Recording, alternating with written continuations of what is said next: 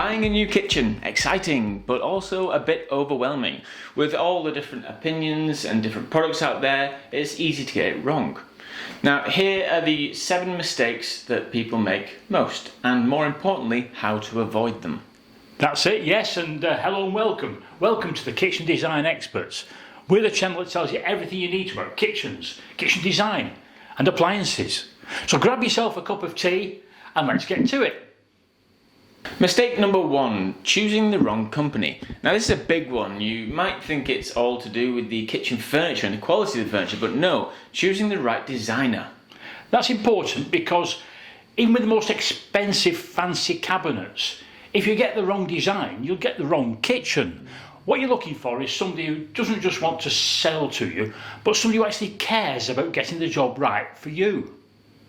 Here are some red flags. Red flags. Red flags.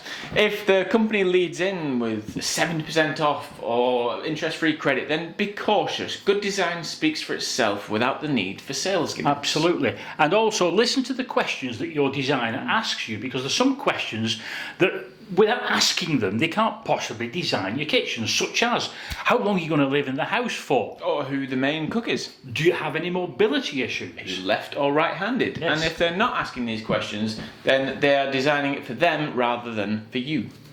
A good designer will ask about your family, your lifestyle and your wish list, and you'll tailor the kitchen to work around you. After all, that's what you're paying for. And just so you know, a quality designer generally wants to work with quality furniture. So if you pick the right person, then you're already halfway there. Absolutely. Right, number 2, picking the wrong kitchen for the house. And remember, not all houses are created equal, nor are all kitchens created equal. So think about how long are you staying in the house? Is it your first home or your forever home? Or are you renovating to sell? I mean, basically, as a rule of thumb, if it's going to be short term, consider budget friendly as opposed to longevity. If, although it's going to be a forever home, invest in future-proof design and quality. You will thank yourself for this later. And if you're selling soon, don't overspend. Focus more on the appearance. Not many buyers will be coming in and checking the interior drawers and the hinges. They're focusing more on the overall vibe. A well-designed, budget-friendly kitchen can absolutely do the job. And here's a little pro tip for you if that's the case. When you're coming to choose your oven for this kitchen, maybe choose an oven that's got a recognisable quality brand name, such as Neff or AEG. Because basically what that does when the potential buyer sees the kitchen, it upgrades their perception of the entire kitchen, not just the oven.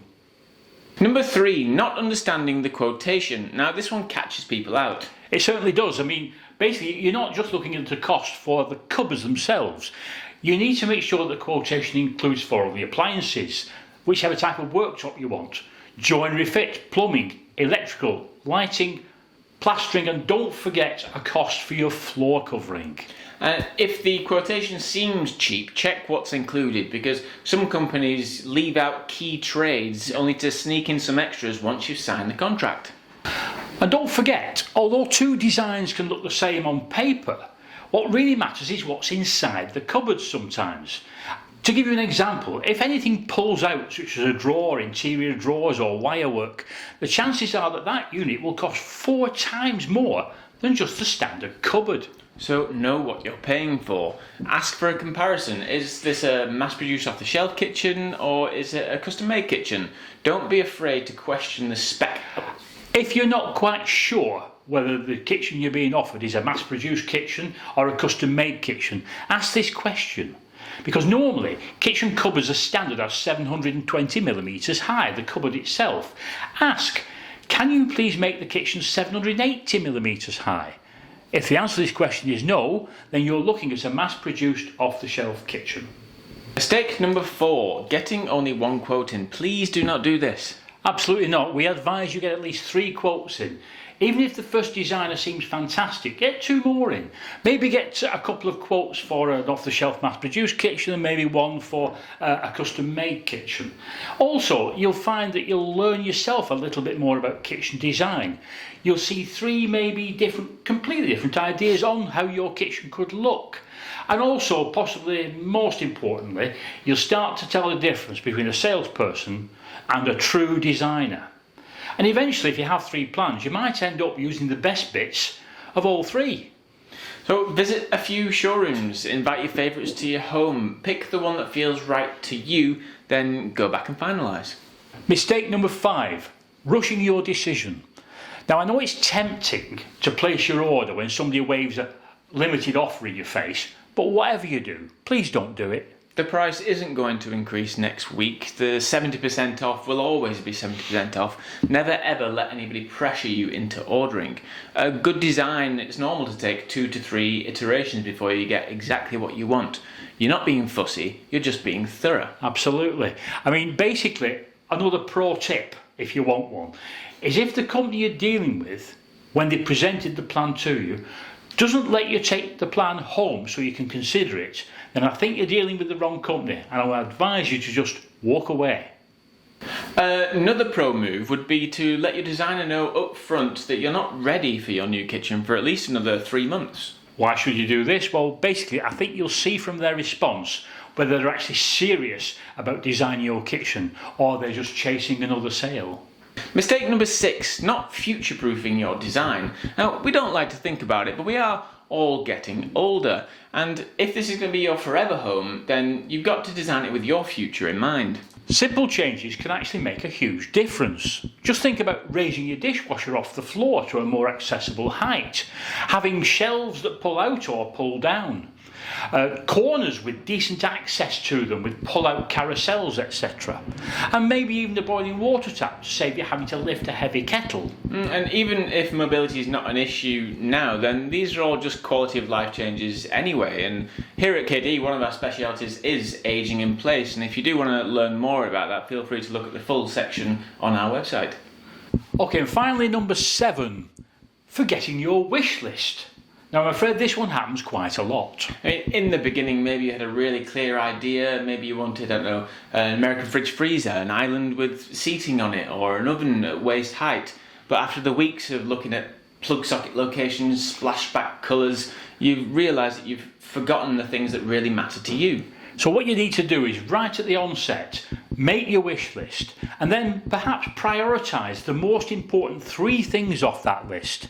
And then just before you actually sign up for your kitchen, just ensure that at least the priorities have been included in your design. If you've had a good designer, you might find that your original ideas have evolved into something even better, and that's great, but just make sure you're still getting what you really wanted. Okay, so there you go, 7 mistakes that people generally make when buying a kitchen. And hopefully by now you'll know how to avoid them.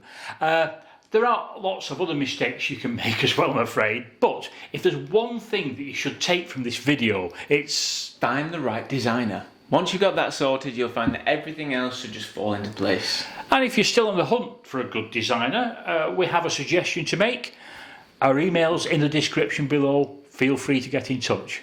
Well, thank you very much for watching, and we hope you learnt something from this video, and feel free to check in next time. See you next time.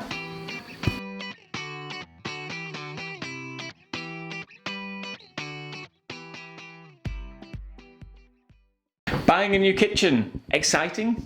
Yep. Okay, ready? Yeah. Mistake number 1. Numero uno.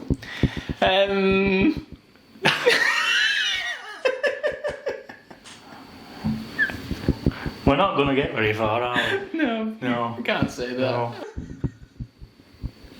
Okay, I'm ready for anything now. How expensive the cupboards are, no matter what. We're not off the first page. We're doing a lot of this. Both of us. People are going to be your forever home. I'm glad you couldn't finish that because you're better home. Genuinely interested in your project, or just chasing the tail. That you're really getting what you really wanted. Really goodly. Really, yes, really. And even a boiling water tap, which saves you having to lift a heavy kettle. It's all good advice. It's great.